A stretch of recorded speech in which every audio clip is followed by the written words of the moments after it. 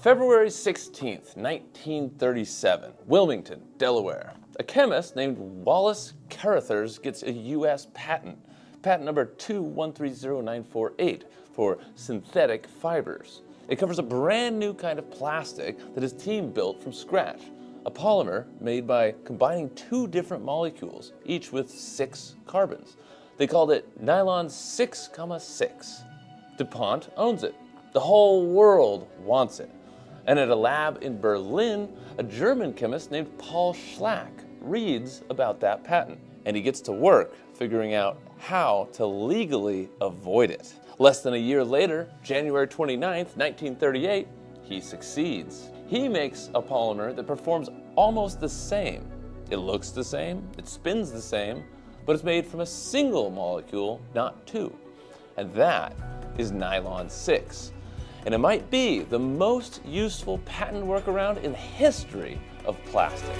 Here at Vision Miner, we print using nylon every single day. PA6, PA12, carbon fiber nylon, glass fiber nylon, high temperature nylon, you name it, we've got the nylons. Our flagship machine is actually the 22 IDEX. It's an industrial 3D printer that we build and sell, and the reason it can run all of these nylons, plus PEEKs and Ultem and polycarbonate, all the way down to ABS and ASA, is the fully heated chamber. And that's really the whole game. It lets you print the highest temperature engineering polymers on the planet, and at the same time, it keeps your filament dry on the spool in the chamber while you print. On nylon, that's the difference between a part that works and a part that warps and looks horrible. And today's video is going to show why it's so effective with Nylon 6. And frankly, the history of this material is one of the wildest polymer histories ever. So let's set the stage. Back in the 1930s, the global textile industry runs on silk. Japan controls almost all of that. And Western chemists are racing to find or invent a synthetic replacement. DuPont gets there first. Wallace Carothers leads their fundamental research lab. They literally nicknamed it Purity Hall. His team starts in 1928 and grinds for 7 long years trying to figure something out. And then, February 28th, 1935, one of his chemists, Gerard Burchett, cooks up about ½ an ounce of a new polymer. 2 monomers, each with 6 carbon atoms. One is called hexamethylene diamine, and the other is adipic acid. That is the 6,6 in Nylon 6,6. DuPont patents it, and on October 27th, 1938, they announce nylon to the world. Now, you might think that the first big nylon product was women's stockings. We all know that, we've all seen that over the years, but it actually wasn't. It was toothbrushes. Dr. West's Miracle Tuft toothbrushes. July of 1938, for the first time in human history, you could brush your teeth with something that wasn't a stiff hair pulled out of the back of a wild Chinese boar. Nylon bristles, sanitary, durable, and mass-produced. The stockings actually came later. DuPont test launched them first in their hometown, Wilmington, Delaware. October 24th, 1939. 6 department stores. Clerks were standing at the hosiery counters, taking down names and addresses to make sure that only Delaware residents could buy a pair. Customers were stacked 3 deep at the counter. They sold out basically immediately. Then on May 15th, 1940, a day DuPont marked as N Day, they launched nationally. $1.25 a pair, the same price as silk. New York City alone moved over 72,000 pairs in that single day. By the end of the first year, DuPont had sold 64 million pairs. Nylon was an instant hit. DuPont basically had an overnight monopoly. Nobody in the rest of the world could touch it without paying them royalties. Now flip over to Germany. Berlin, 1937. Paul Schlack runs the research department at a company called Aceta. It's a joint venture between IG Farben, which is the biggest chemical company in Europe, and a big German rayon producer. His job is synthetic fibers, and he's got a problem. DuPont's patent is airtight on the 6,6 chemistry. Hexamethylene diamine plus adipic acid, that's the recipe, and it's completely locked up. So Schlack does something clever. Instead of combining 2 different molecules, he looks for a single molecule that already has both the chemical pieces that nylon needs. An amine group on one end and an acid group on the other. The same building blocks, but one molecule. That molecule already existed. It's called caprolactam. 6 carbon atoms, there's that 6 again, but arranged in a closed ring. Now, a quick aside on what that ring actually means. If you think of a normal molecule as a chain, atoms linked end to end like beads on a string, a ring molecule is the same chain where the two ends have bonded to each other to form a closed circle. Caprolactam is 6 carbons and a nitrogen, all bonded in a closed loop. On January 29th, 1938, Schlack heats caprolactam up. The ring pops open. The molecules then snap together end to end in a long polymer chain. The same kind of material with a different recipe and also a different patent. He called it Perlon. Today, we call it Nylon 6. German patent DE 748253. DuPont's lawyers couldn't touch it. So here's where the story gets even better. DuPont and IG Farben, instead of fighting in court, they sat down and they divided up the world. DuPont got everything west of Germany and IG Farben got everything east. A peaceful market split between two chemical giants who had just independently invented the most important new material of the 20th century. And then World War II broke out and the deal fell apart. Now, a quick aside on where caprolactam comes from. It's actually made from a petroleum chemical called benzene. You start with benzene refined out of crude oil and run it through a few chemical steps, and then you've got caprolactam. So nylon 6 is, at its source, an oil-based polymer. By 1943, Germany was producing 3,500 tons of Perlon a year out of a single plant in the town of Leuna. They were using it for the exact same things the Americans were using nylon 6 for. Parachutes, glider tow cables, aircraft tire cord. 2 countries, 2 patents, 2 chemistries. The exact same material and everything except the molecular footprint. Now, after the war, the patent fight stopped mattering. The chemistry is now what mattered.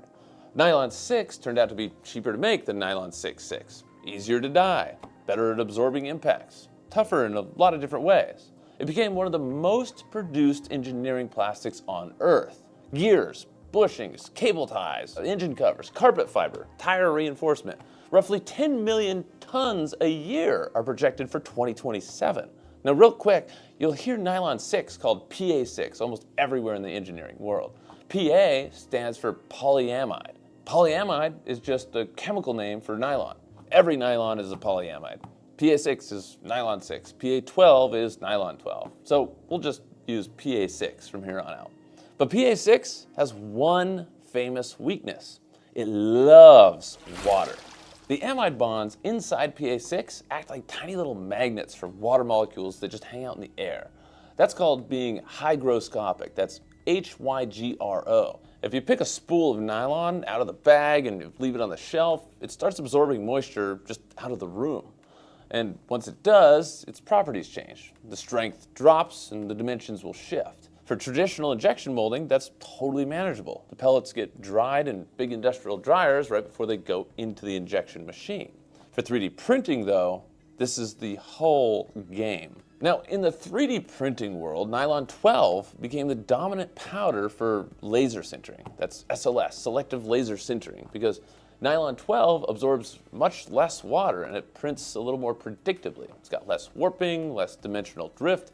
But PA6 stayed the harder option, but it was stronger and stiffer, had better heat resistance, just trickier to control, more warping, etc. Now in April of 2016, that started to change. BASF launched the first commercial PA6 powder for laser sintering, co-developed with a Chinese SLS company called Farsoon. Marketed as a serious alternative to PA12 for parts that need higher heat resistance and more mechanical strength. A 2025 review in the journal Polymers compared PA6 and PA12 in additive manufacturing directly. PA6 wins on crystallinity, strength, and thermal performance, where PA12 wins on dimensional stability and moisture resistance. And that's the same trade-off that Paul Schlack would have recognized back in 1938. For filament printing, FFF or FDM, same thing, which is basically what most machines in the world and shops are these days. The answer is to keep your nylon dry. Filament drying is a non-negotiable in this material. You dry it before you print, and you keep it dry during the print. And PA6 will reward you with parts that are tougher and more heat resistant than almost anything else in the low-end engineering polymer lineup. Now, this is one of the best things about our 22 IDEX. The filament spool actually sits inside the heated chamber while it prints. So the chamber isn't just keeping the part warm for better layer adhesion and less warping, it's actively keeping the filament dry from the first layer to the last layer, no matter how long the print runs. Now, if you want to print nylon properly without fighting moisture every single day, head over to visionminer.com/materials. Every spool we ship from that entire material catalog, we can get you certificate of analysis or certificate of conformance, the COAs and COCs, and that's what aerospace companies and a lot of others always ask for. So just give us a call, shoot us an email, we'll get you set up with that. So here's the part of the story that almost nobody talks about. The same chemistry that lets Paul Schlack make nylon 6 from caprolactam, that ring that opens up and snaps together, that reaction also works in reverse. So you can take used PA6 from old carpet, old fishing nets, old industrial waste, old clothing, and chemically unzip it back into pure caprolactam monomer. And then you repolymerize that monomer into a brand new nylon 6. Same chemical purity as virgin material. A paper published in the journal Environmental Science and Technology earlier this year did the first full life cycle assessment of doing this at an industrial scale. The verdict? It works. The alkaline route using sodium hydroxide had the lowest environmental footprint of the 4 chemistries that the researchers studied. And that makes nylon 6 one of the rare engineering polymers where the words circular economy means something more specific than just a marketing slogan. The same patent workaround that gave Paul Schlack a polymer in 1938 might be the same chemistry that helps the industry close the loop by 2030. Now, if you're working with nylon, and nylon parts are part of your business, or if you're thinking about adding a real engineering polymer machine to your shop, this is the 22 IDEX, and this is the machine that we build and sell. It's got the heated chamber that handles every material you'd ever want to print, and that includes the high temp stuff like Ultem and PEEK and PPSU and all these other awesome polymers that are great for end-use parts and real products. Aerospace, automotive, defense, medical, oil and gas, motorsports, solar.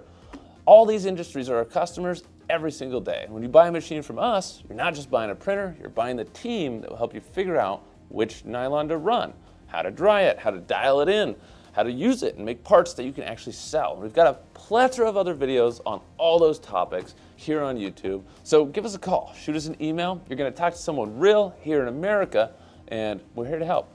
So thank you so much for watching. Have a positive rest of your day. Make sure you subscribe, and I'll see you on the next